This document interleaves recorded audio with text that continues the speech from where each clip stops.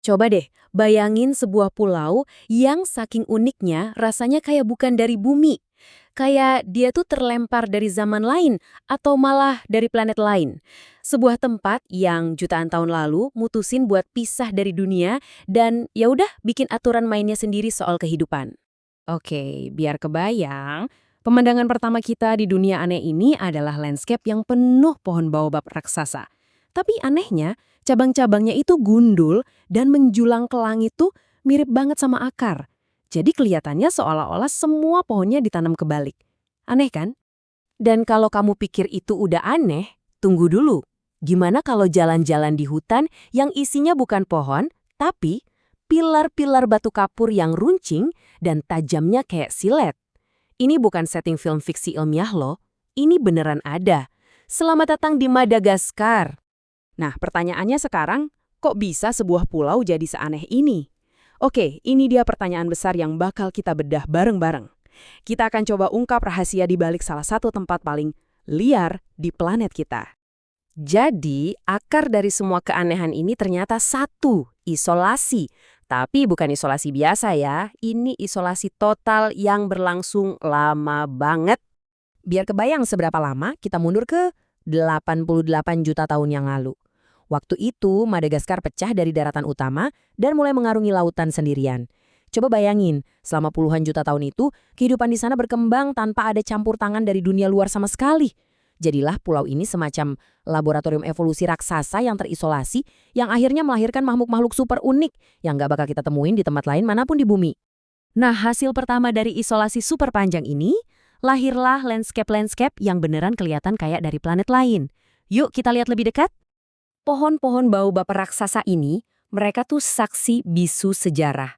Beberapa di antaranya umurnya udah lebih dari 1.000 tahun. Bayangin, mereka udah ada di sana jauh sebelum manusia pertama kali datang ke pulau itu. Mereka udah ngeliat semuanya. Sekarang, siap-siap kaget. Satu batang pohon baobab yang gede itu ternyata bisa nyimpen air sampai 32.000 liter. Itu setara sama isi satu kolam renang loh. Gila kan? Mereka ini pada dasarnya menara air alami raksasa. Sebuah adaptasi yang luar biasa banget buat bertahan hidup. Oke, selain baobab, ada lagi lanskap alien lainnya. Namanya Tingsi de Bemaraha. Ini tuh hutan batu seluas ribuan hektar. Bayangin, pilar-pilar batu kapur yang tajam ini terbentuk oleh air hujan selama jutaan tahun. Tingginya bisa sampai 70 meter, dan saking tajamnya, jalan di atasnya itu hampir mustahil.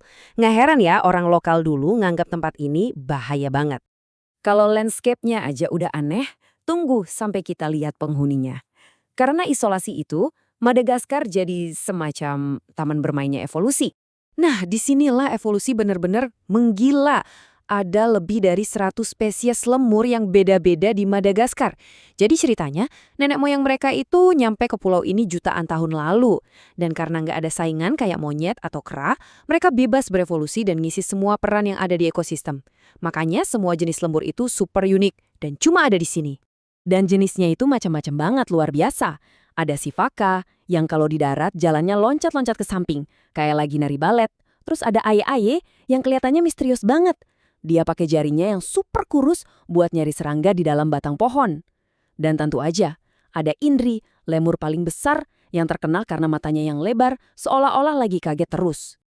Tentu di setiap taman bermain evolusi pasti ada predator puncaknya kan?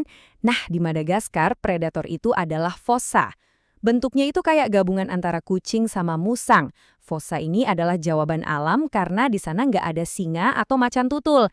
Mereka super lincah, kuat, dan emang berevolusi khusus buat memburu lemur di antara pepohonan.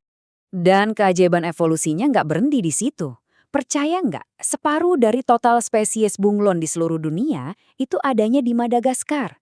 Ukurannya macam-macam, ada yang sekecil kuku jempol, ada juga yang segede kucing. Matanya bisa muter 360 derajat dan ngelihat kedua arah yang beda barengan. Dan lidahnya, nyamber mangsa lebih cepat dari kedipan mata, kayak misil. Ini bukti nyata betapa kreatifnya alam kalau udah soal menciptakan pemburu yang sempurna. Oke, di tengah-tengah semua keunikan alam ini, ada manusia. Mereka juga berhasil nemuin cara buat hidup dan beradaptasi di sini dan akhirnya menciptakan budaya yang, ya, seunik pulaunya itu sendiri. Kalau kita ke pedesaannya, Jauh dari kota yang sibuk, kehidupan masyarakat Malagasy itu rasanya tenang banget. Ritmenya ngikutin musim tanam dan panen padi. Sawah-sawah terasering yang berundak-undak di lereng bukit itu bukan cuma jadi sumber makanan, tapi juga pemandangan indah yang nunjukin gimana manusia bisa hidup harmonis dengan alam yang sebenarnya penuh tantangan. Tapi, Madagaskar itu emang penuh kejutan. Di pulau yang sama, di mana tradisi masih kental banget, ada sisi modern yang nggak disangka-sangka. Percaya atau enggak, Madagaskar ini punya satu-satunya peternakan kaviar di seluruh benua Afrika. Ini nunjukin banget betapa tangguh dan inovatifnya masyarakat di sana. Mereka selalu nemuin cara unik buat maju, meskipun banyak tantangan. Jadi, apa intinya? Gini, Madagaskar itu lebih dari sekedar pulau. Anggap aja dia itu sebuah museum hidup, satu bab dari buku sejarah evolusi bumi yang terjaga dengan baik karena isolasinya. Inilah hasilnya kalau alam dibiarin nulis ceritanya sendiri selama jutaan tahun. Setiap pohon baobab, setiap lompatan lemur sifaka, setiap puncak batu tinggi. Itu semua adalah bagian dari sebuah cerita epik. Pengingat buat kita tentang betapa dahsyatnya kekuatan alam kalau nggak kita ganggu. Dan melihat semua keajaiban yang rapuh ini, akhirnya kita sampai di satu pertanyaan terakhir. Madagaskar udah nunjukin ke kita hasil karya isolasi selama jutaan tahun. Nah, pertanyaannya sekarang buat kita semua. Di dunia yang makin terhubung dan makin penuh tantangan ini, warisan alam yang seperti apa yang akan kita pilih untuk kita jaga buat masa depan? Sesuatu buat kita renungkan bersama.